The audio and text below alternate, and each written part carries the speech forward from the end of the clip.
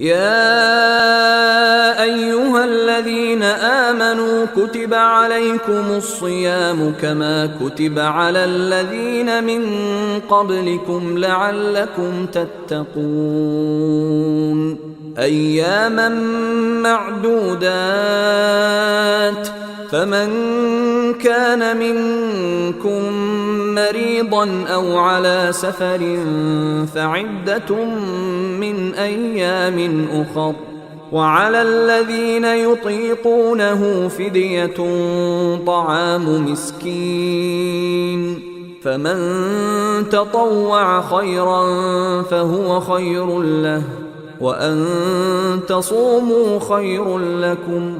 إن كنتم تعلمون شهر رمضان الذي أنزل فيه القرآن هدى للناس وبينات من الهدى والفرقان فمن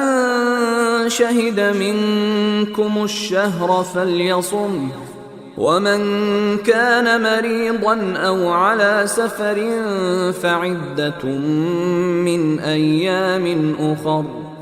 يريد الله بكم اليسر ولا يريد بكم العسر ولتكملوا العدة